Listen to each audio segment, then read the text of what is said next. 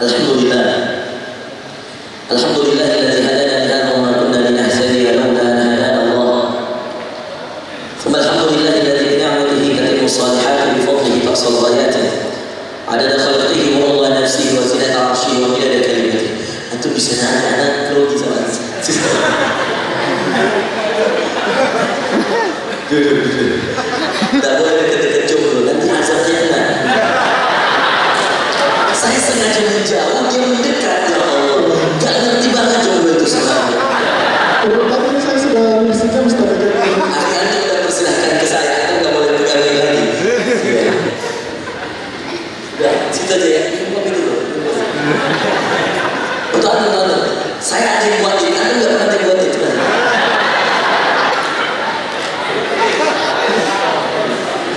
Iya, dulu. Grogi sekali ya Allah. Keringat. Jangan lagi. Alhamdulillah. Alladzi hadana li hadza wa ma kunna linahtadiya laula an hadana Allah. Thumma alhamdulillahilladzi bi ni'matihi tatimmu shalihati bi fadlihi tahsul ghayatihi. Adada khalqihi wa rida nafsihi wa zinata 'arshihi wa midada kalimatihi. Subhanaka ya Rabbana la nuhsi thana'an 'alayka anta kama athnayta 'ala nafsik. Subhanaka la 'ilma lana illa ma 'allamtana innaka antal 'alimul hakim.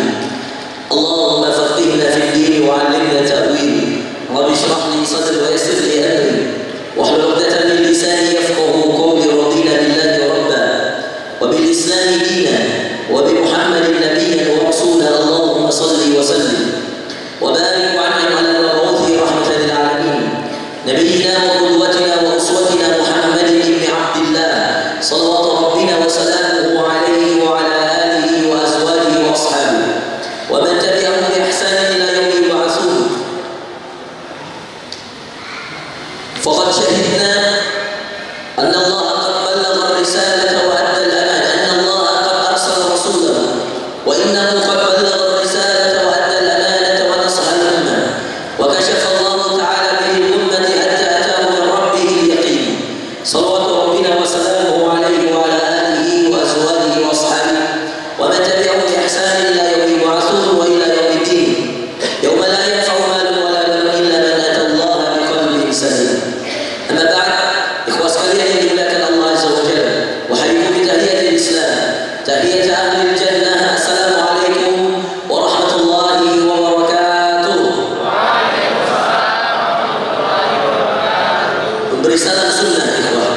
Menjawabnya wajib. Jangan sampai kemudian antum datang ke sini untuk mendapatkan pahala, pulang bawa dosa. Dan di antara kemudian antum melihat catatan amalan antum di akhirat, ternyata dosa antum karena mengabaikan salam seorang muslim. Dan ini tidak boleh, ikhwah sekalian. Harus dijawab dan diucapkan. Salam itu tidak boleh kemudian dijawab di dalam hati. Dia harus diucapkan sebagaimana akad nikah diucapkan. Sebagaimana ketika ada orang yang ingin berhutang mengucapkan. Sebagaimana ketika kemudian ada orang yang sedang melangsungkan akad pernikahannya mengucapkan. Jadi ada hal-hal yang tidak boleh dipendam di dalam hati dan harus diucapkan. Sebagaimana seorang yang kemudian mendapatkan kesalahan saudaranya atau kemudian mendapatkan berita tentang saudaranya, lalu kemudian dia harus mengucapkan kepada saudaranya tersebut supaya dia bertabayun.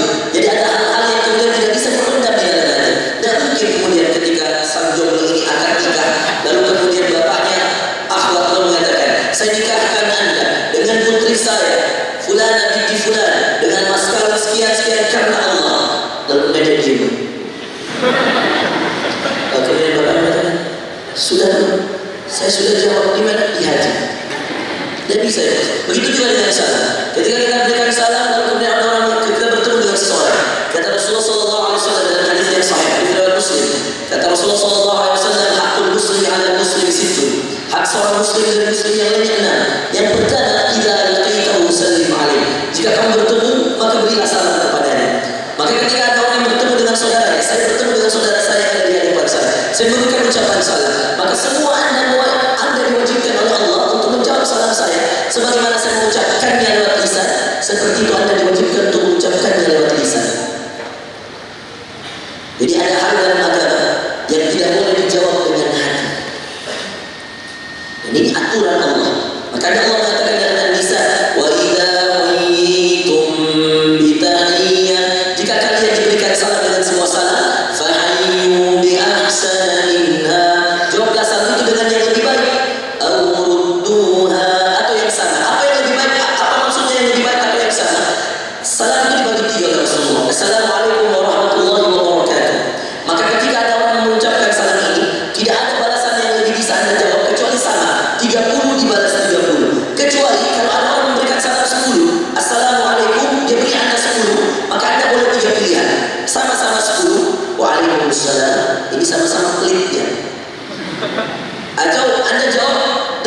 diberi sedikit, waalaikumsalam warahmatullah.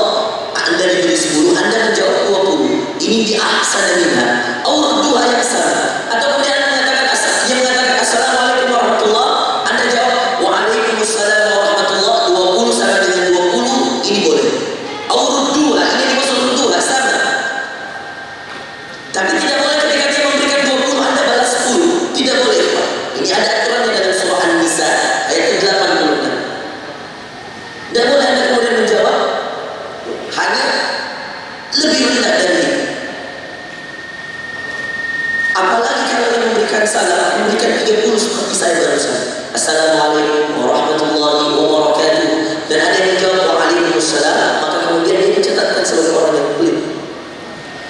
Dan ini tidak boleh karena menyalahi aturan Allah.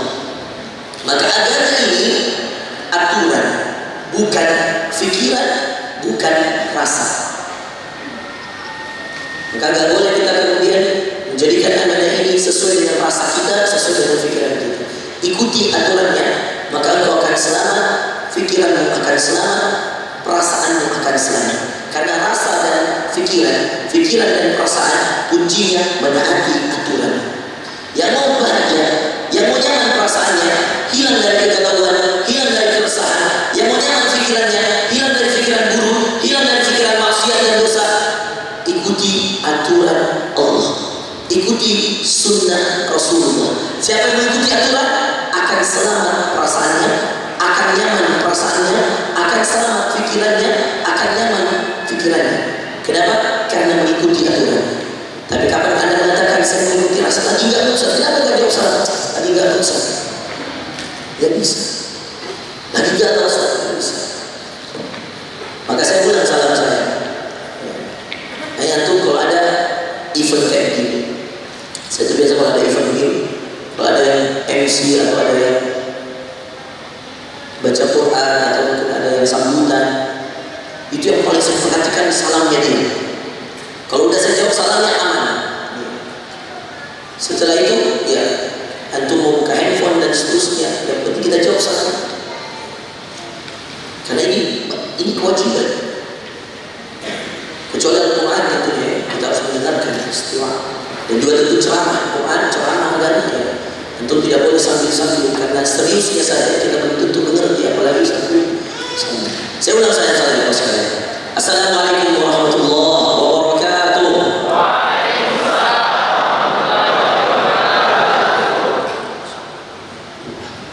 Baik, tentu berbeda. Anda bisa bandingkan ya, sebelum dan setelah. Sebelum berilmu dan setelah berilmu pasti berbeda. Merubahlah jadi lillah.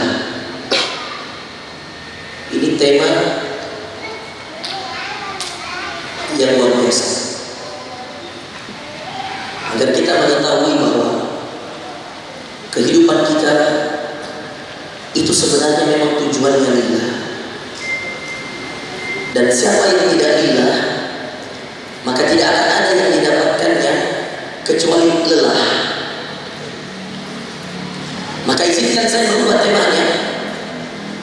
Kalau kemudian dicatatkan di atas seluruhnya lelah menjadi lillah, maka kemudian kita mengatakan jadikan lillah, maka kamu tidak akan menemukan lelah. Kejarlah lillah, maka kamu tidak akan mendapatkan kalimat lelah. Capailah lillah, maka kamu tidak akan pernah menemukan jalan lelah. Karena semua yang lillah tidak akan pernah lelah. Semua yang lillah tidak akan pernah capek. Semua yang lillah tidak akan pernah menemukan sesuatu yang menggalaukan hatinya. Semua yang lillah tidak akan pernah menemukan resah. Lillah itu no resah, no galau, no capek, no lelah, karena lillah.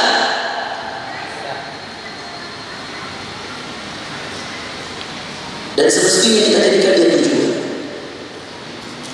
Kalau kita katakan dulunya lelah menjadi lillah, maka kita akan menemukan sesuatu yang masih ada yang tidak tersisa. Kita mengatakan dulu ini dari sesuatu yang ada sempurna, satu, kemudian dulu perlahan-perlahan sedikit-sedikit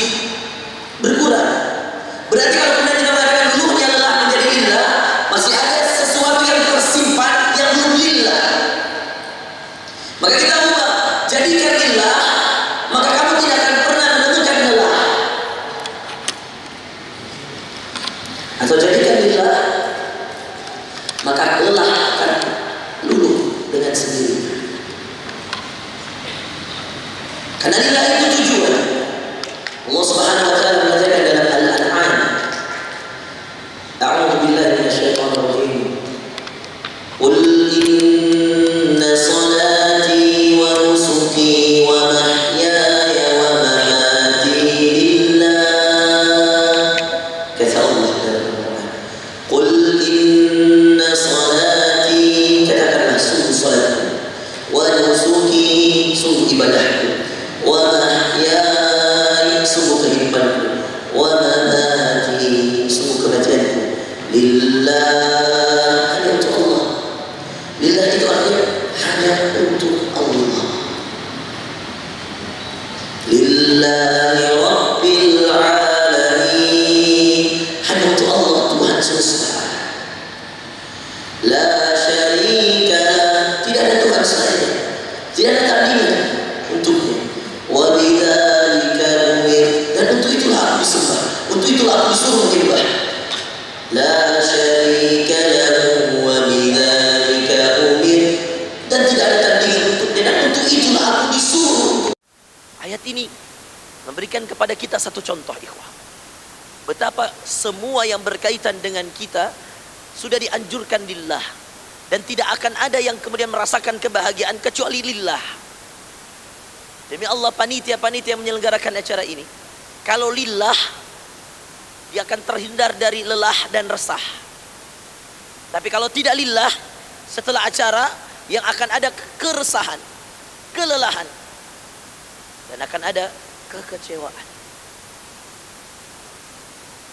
Tapi semua yang lillah akan menemukan kebahagiaan.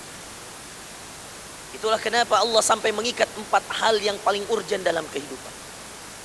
Kata Allah, qul, katakanlah, inna salati, sungguh salatku, wa nusuki, sungguh ibadahku, wa mahyaya wa mamati, sungguh hidupku, sungguh matiku.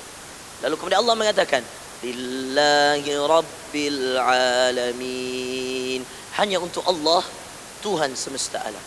Sekalian yang dimuliakan Allah, saya mau anda hafal ayat ini. Sekarang buka surah Al-An'am. Semuanya buka. Antum di surah Al-An'am, buka ayat 162. Yang bawa Quran, bagus pakai Quran. Yang tidak bawa, tidak bawa, pakai handphonenya. Al-An'am ayat 162.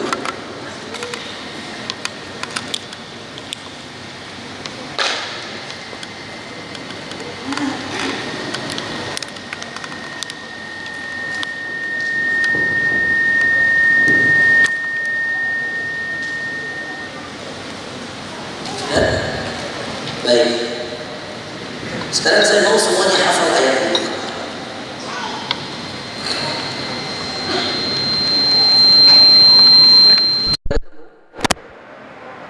Baik.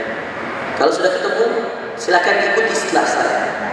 Atau dengarkan dulu, kemudian nanti kita kemudian menghafalkan ayat ini. Pendek ayatnya. Ketemu Al-An'am 162. Ketemu? Dia di halaman terakhir di surah Al-An'am. Satu halaman sebelum surah Al-A'raf.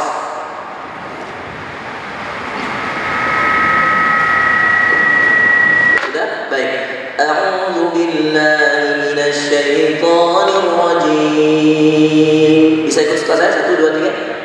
A'udzu billahi minasy syaithanir rajim. Qul inna salati. 1, 2, 3.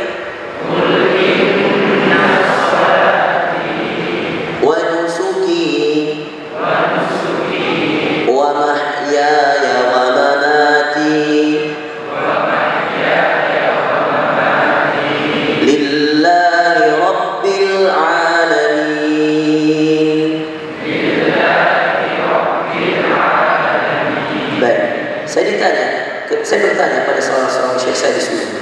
Saya katakan, syekh, gimana caranya bisa hafal Quran dalam waktu yang cepat, tapi hafalannya kuat? Kata syekh, 3 saja. 1, baca dengan suara yang keras, sampai terkadang ketika suara harus habis karena kamu akan mendapatkan hafalan itu kuat.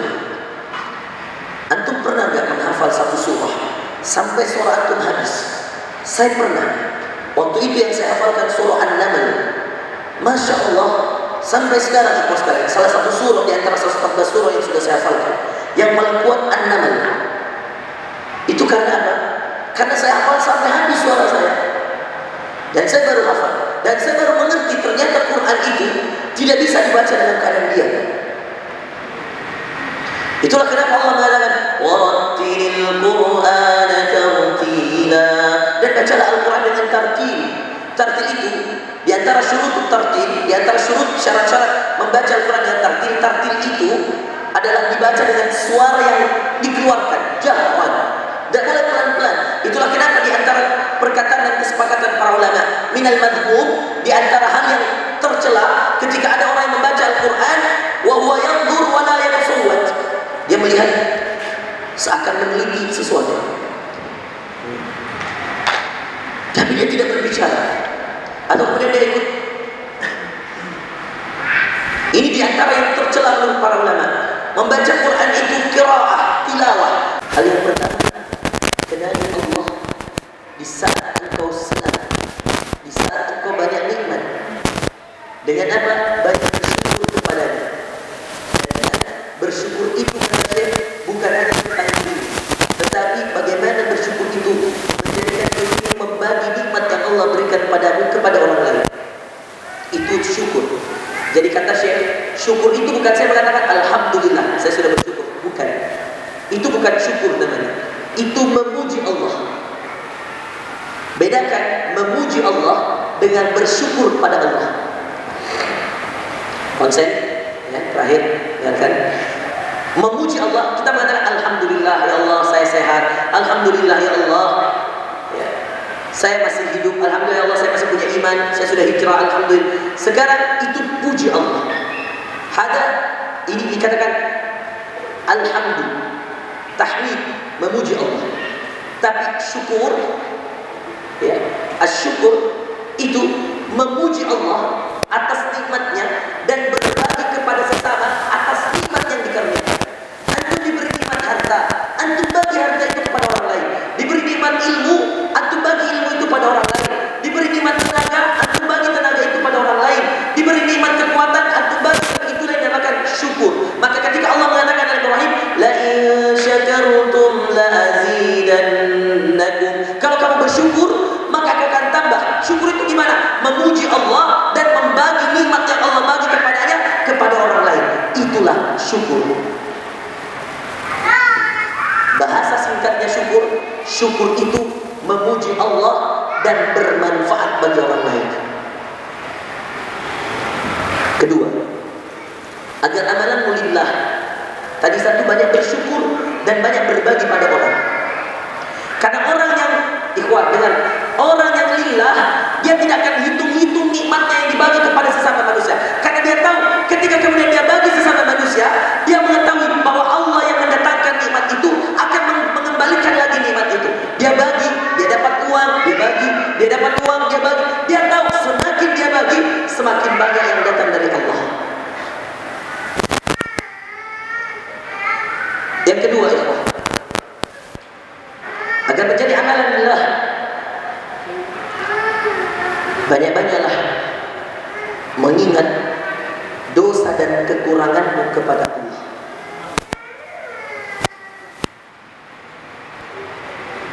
Ingat dosamu, ingat kekuranganmu.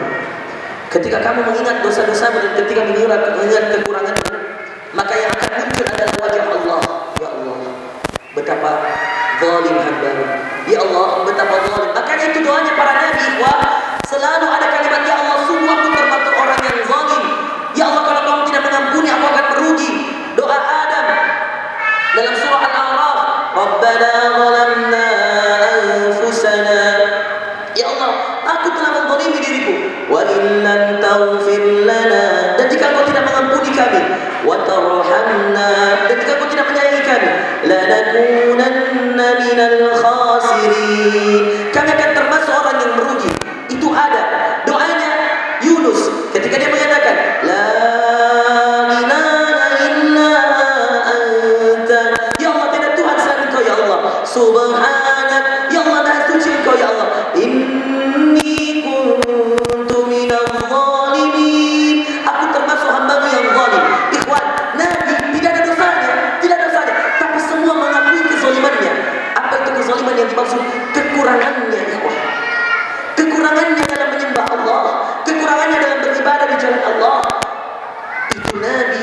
Bagaimana dengan kita manusia biasa yang penuh dengan dosa?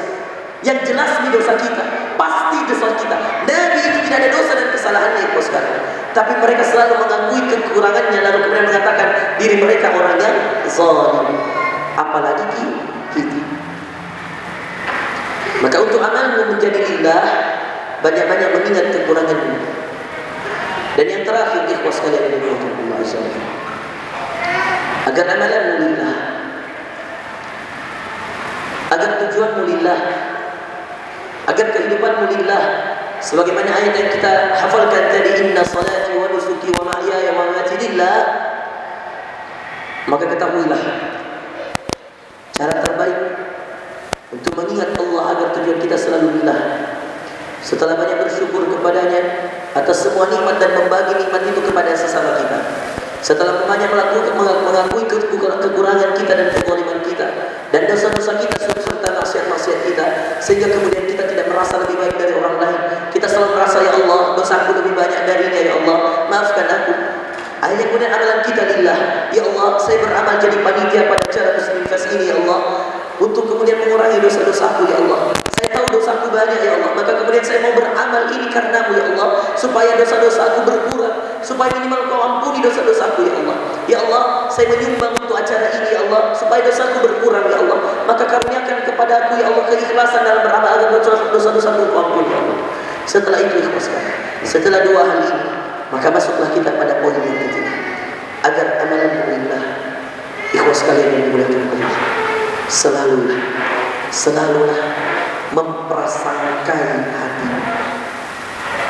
selalulah berprasangka kepada hati. Jangan pernah merasa aman dengan hatimu. Jangan pernah merasa aman dengan hatimu. Bahkan ketika badanmu sedang ruku, bahkan ketika kepalamu sedang di atas tanah lagi sujud, bahkan ketika kemudian tanganmu lagi mengangkat menengadah ke atas langit sedang berdoa, bahkan ketika tanganmu mengambil uang lalu menyedekahkan di sebuah kotak infak, bahkan ketika kakimu sedang berjalan ke masjid, prasangkai buruk hatimu, karena iblis selalu mampu menggoda hatimu.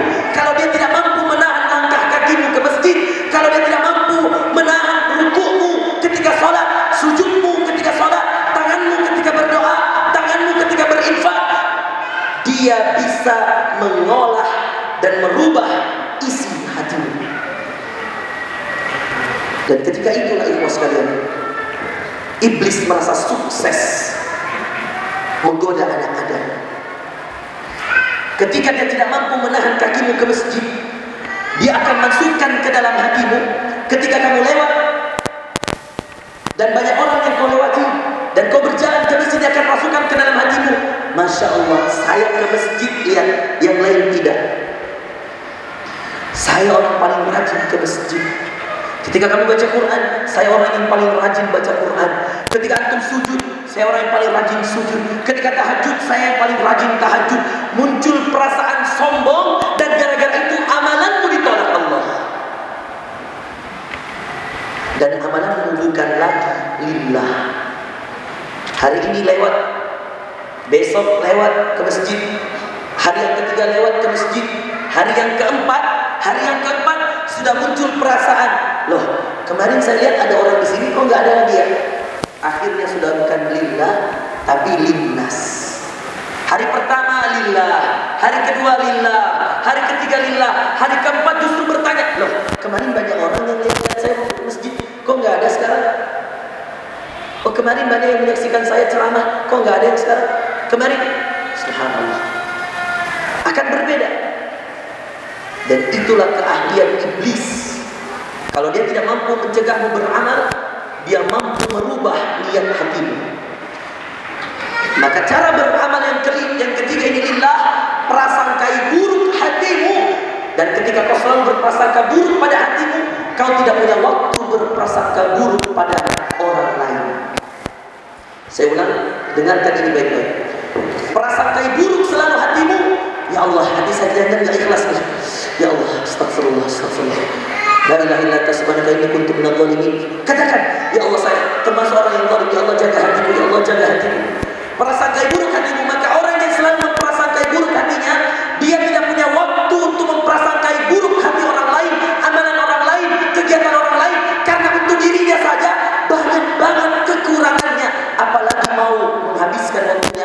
mengkepoi orang lain, memprasangkai orang lain. Baginya dia tidak punya waktu. Hatinya saja masih goyang, hatinya saja masih goyah, hatinya saja belum istiqamah. Menjadikan hati istiqamah saja belum mampu. Kenapa dia harus sibuk dengan hati orang lain? Kenapa dia harus sibuk dengan perasaan orang lain? Maka dahsyat 3 nasihat dari Syekh ini luar biasa, yang kalau anda amalkan, insyaallah amalan-amalan kalian akan lillah azza wa jalla, akan karena Allah azza wa jalla. Prasangkai buruk hati. Jangan-jangan saya ke acara ini modus. Kenapa? Karena ada akhwat yang saya suka di sebelah. Jangan-jangan akhwat kalau ke acara ini karena ada MC yang kemudian di sebelah saya. Prasangkai buruk. Untuk lebih jelasnya ini khusus para jomblo, nanti sore kita ada acara, ada di layarnya, judulnya modus atau tulus. Ini khusus para jomblo yang merasa sudah menikah dan mau hadir, ya tidak apa-apa, silahkan aja. Tapi ini kita khususkan baru para jomblo dan jomblo aja. Kodok.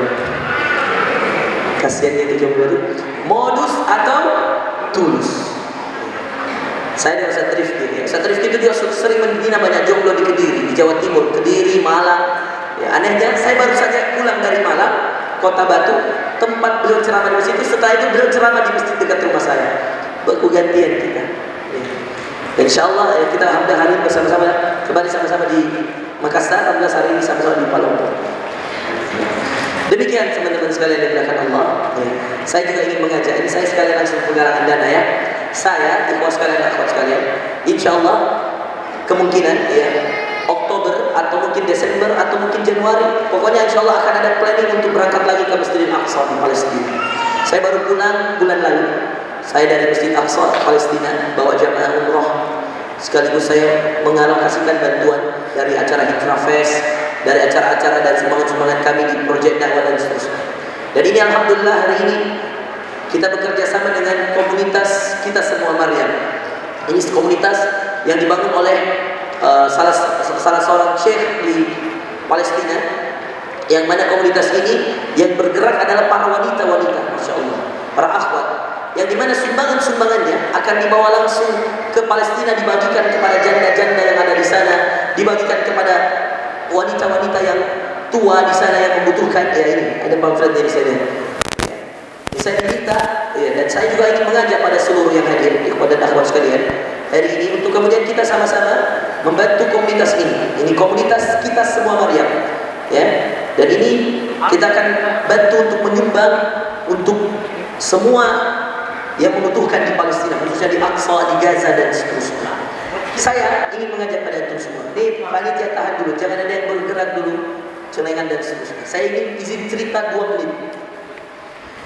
Waktu saya di Palestina, di Aqsa, tepatnya di Yerusalem, saya menemukan apa yang tidak pernah terbayang di pikiran saya. Di pikiran kita, ya Allah, dengarin. Di pikiran kita ini menyumbang, selalu mau untuk orang Gaza perang, selalu untuk kemudian kita sumbangkan obat, ya, untuk kemudian beli untuk mengobati penyakit mereka. Di pikiran kita di sana hancur lebur, perang di mana-mana dan seterusnya. Itu di Gaza, betul. Tapi kalau Anda sampai di Aqsa, dan ini yang paling utama, karena melindungi Aqsa. Aqsa itu Masjidil Aqsa. Yerusalem itu perangnya bukan lagi tentang badan kita. Yang saat ini mereka sedang berjuang adalah perang iktisadi, perang ekonomi, saudara-saudara.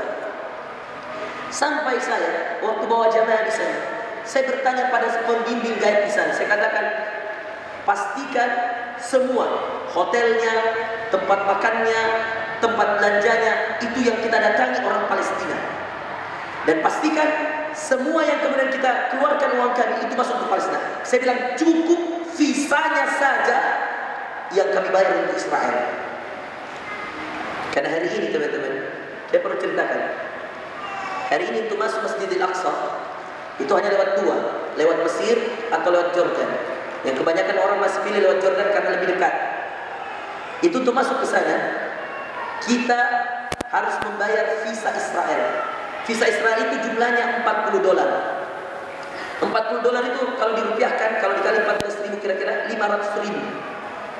Itu Anda store ke Israel. Itulah kenapa ada sebagian ulama yang masih mengharamkan pergi ke Palestina saat ini. Karena dengan alasan, ini sebagian ya, mengatakan dengan alasan Anda menyetor uang dan uang itu dipakai untuk membunuh rakyat Palestina. Ini alasan mereka. Tapi sebahagian yang lain, dan ini banyak sekali jumlahnya, termasuk ulama-ulama Palestina sendiri mengatakan, kalau Anda berpikiran begitu, siapa yang mau kunjungi ini Masjidil Aqsa? Lama-lama tidak ada lagi orang Muslim yang kemudian mau sholat di sini. Dan betul ikhwas sekalian, waktu saya ke sana bulan lalu sama jamaah saya, demi Allah, itu Masjid Aqsa yang sangat luas, hanya 4 shaf. Hanya 4 shaf. Kosong itu di belakang ikhwas sekalian. Kosong. Saya sampai bikin kajian di situ dengan jamaah umroh saya. Makanya semenjak itu saya kemudian berazam pulang. Saya katakan saya harus ajak ustaz-ustaz yang lain untuk bisa bawa jamaah ke sini. Kenapa? Karena kalau kita bawa jamaah ke sana, itu kita bawa uang. Dan tidak boleh di sana memberikan uang sembarangan kepada orang Palestina. Jadi bagaimana caranya ikhwas kalian? Satu, bantuan itu kami serahkan langsung ke yayasannya. Seperti komunitas begini, komunitas Bunda Maryam, ada Al-Quds Amanati, banyak sekali yayasan-yayasan di Turki di mana, dan kita bertemu orangnya, kita serahkan dalam jumlah banyak. Sisanya kita alokasikan, berikan kepada rakyat Palestina yang bekerja di sana.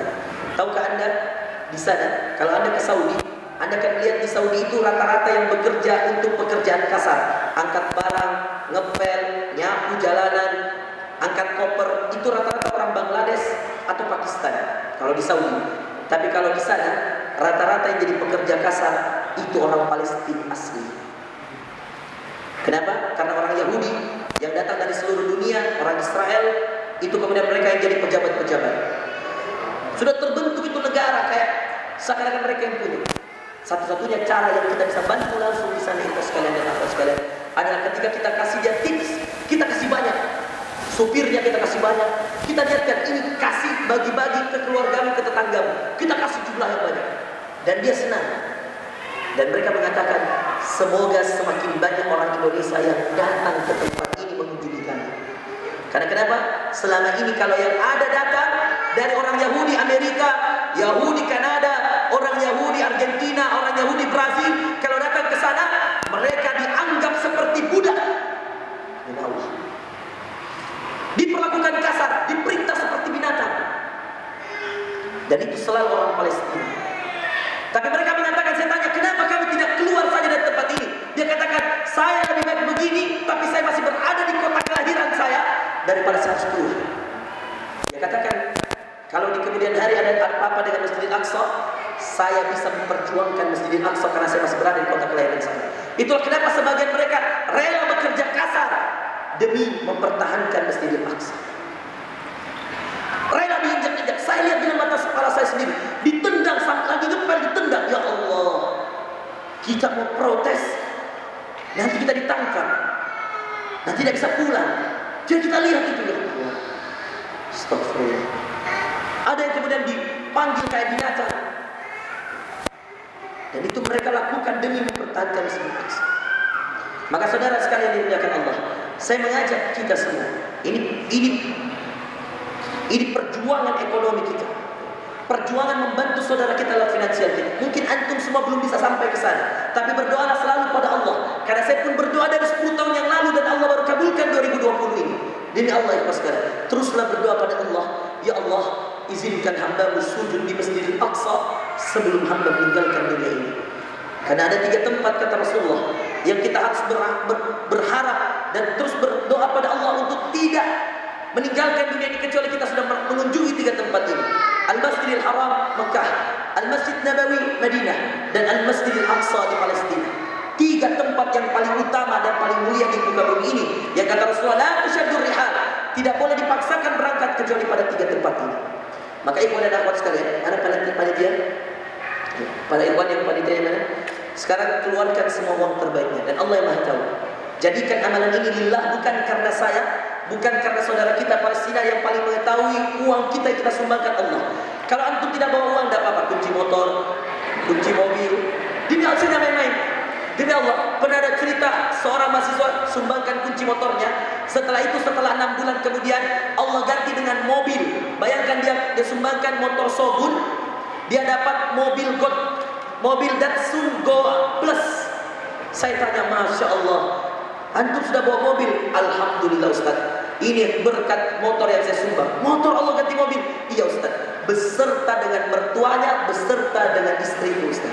Karena ternyata mobilnya mobil mertua. Tidak apa-apa, yang penting ada di istrinya. Coba, memang aja belum? Ya, silakan berikan yang terbaik kepada sekalian. Yang pelit-pelit Allah akan pelit kepadanya. Yang berbaik hati, yang mengeluarkan yang terbaik, Allah akan memberikan yang terbaik juga kepadanya. Pelan-pelan ya panitia, supaya orang bisa ambil baik-baik uangnya. Dan kalau bisa sembunyikan, sembunyikan dan hanya Allah yang tahu. Jadikan amalanmu lillah. Prasangkai buruk hatimu. Kalau saya kasih lihat orang ini uang 100 ribuku dan tidak kira ke apa. Kalau saya buka cincinku nanti dia lihat kah? Sembunyikan. Kalau buka cincin itu di bawah kerudung, ambil baik-baik cincinnya, tutup dengan uang supaya kau prasangkai buruk hatimu agar amalanmu lillah. Taruh kunci mobilmu, misalkan mobilmu mobil Honda apa itu di luar? Mobilio. Siapa yang mau Honda Mobilio itu? Lumayan itu kalau dijual dapatlah 200 juta untuk Palestina. Bang Awi pakai mobil apa Bang Awi? Taruh itu kuncinya, prasangkai buruk hatimu, bungkus pakai tisu, masukkan kuncinya. Ya. Ke dalam itu. Kuncinya dan mobilnya ya, jangan kuncinya dikasih atau punya kunci yang lain. Baik, cepat ayo. 2 menit, silakan panitia bergerak. Ya. Ingat kata Rasulullah SAW, mana qasad shadaqatun min mal, tidak akan berkurang harta yang disedekahkan di jalan Allah. Dan ini apalagi untuk Palestina ibu sekalian. Kata Rasulullah, wallahu fi auni al-'abdi ma kana al-'abdu fi auni akhihi.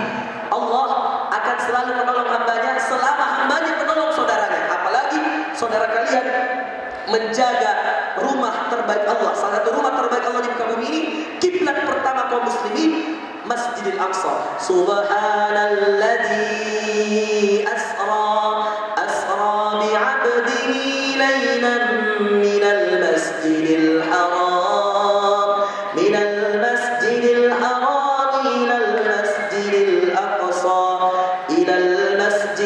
aqsa alladzi barakna hawla minal masjidil haram ilal masjidil aqsa alladzi barakna hawla, yang kami berkahi di dalamnya. Maka berikan infak terbaik Anda. Jangan ada handphone kita terima, nanti kita jual. Apalagi kalau handphone yang masih bagus-bagus, sumbangkan di jalan Allah. Tapi hapus dulu foto-fotonya dan seterusnya, supaya nanti tidak sembarangan. Nanti yang disumbangkan handphone dilihat oleh MC, khawatir saya. Sudah ya akhwat selesai. Saya mau tutup dengan doa. Zuhur jam berapa? Bentar lagi. Azan. Oke, ayo cepat panitia. Dipercepat. Yang ikhwan dan akhwat.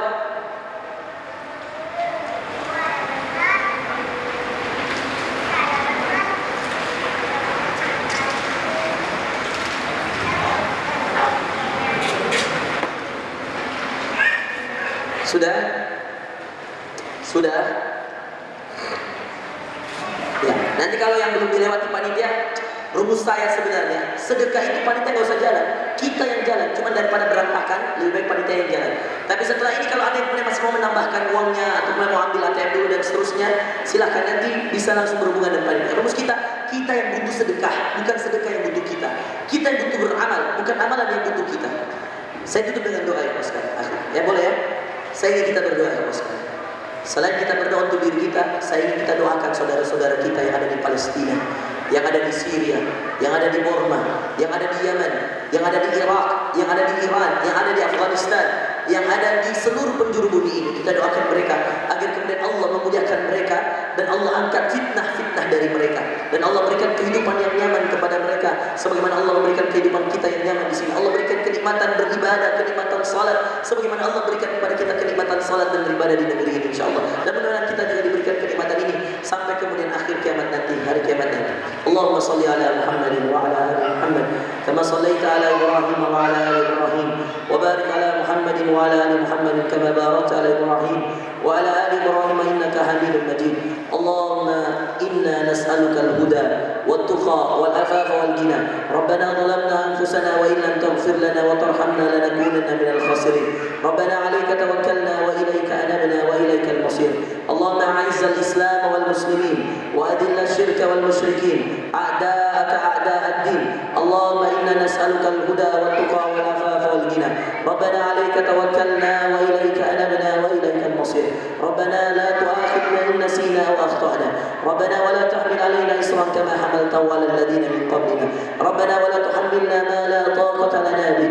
واعف عنا واغفر لنا وارحمنا أنت مولانا فانصرنا على القوم الكافرين. اللهم يا الله، اللهم انصر إخواننا المستضعفين في فلسطين. اللهم انصر إخواننا المستضعفين المجاهدين.